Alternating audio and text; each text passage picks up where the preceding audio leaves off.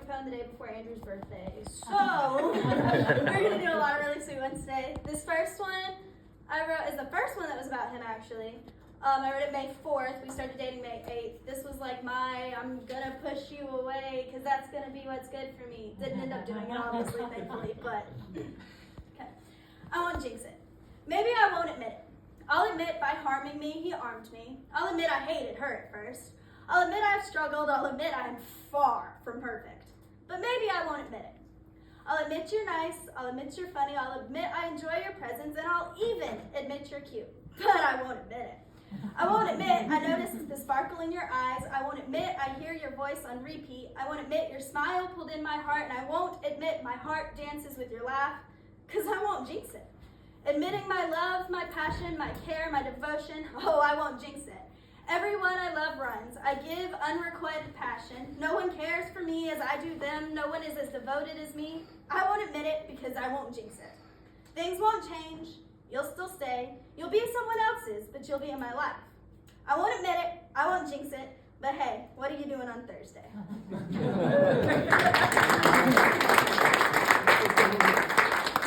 So this next one, because really fast reference. Andrew, for anybody that hasn't been here as my boyfriend, you've been to a single reading, you've seen him. He records all my stuff. He reads all my stuff first. I wrote this one over Christmas break, and I've been holding on to it because I knew this was the day before his birthday, so it's been killing me, so I'm very excited. It doesn't have a title yet because I did just write it. It's less than a month old, but here it is. Bonnie and Clyde? No, that's played out. Johnny and June? No, country music played that one out too. Romeo and Juliet? Are you kidding? That's not even a romance. What duo could I use? What analogy could I write to perfectly sum up me and him?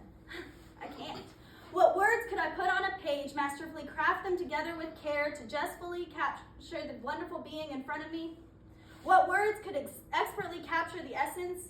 Because every time I was falling from grace, he was the one catching me. He was always the one. Every time there was a victory, no, none of that is right. He was always the one believing in me. Every time there was a victory, he was the one I wanted to call. Every time something went wrong, I turned to him, and I always believed in him. Every time he succeeded, I was there chanting his name, and every time he stumbled, I picked him up, still chanting his name despite the other's silence. And that's the way it goes. Always. When there's one of us, there's the other alongside, but none of that sums up the feeling. The feeling of the freedom, of the love, of the security. No words could exemplify the beauty, the grace, the essence of the being in front of me. And therefore, I'm stuck.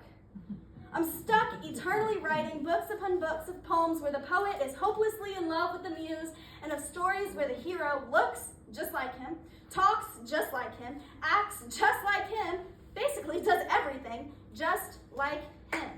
But none of them ever feel enough, and how could they be? For words are imperfect, but that in front of me is perfection. For words can only be strung together in so many ways before they become cliche. But him, he's special. He's anything but cliche. I could always just say, I love you, but three little words could never seem to be it all. I've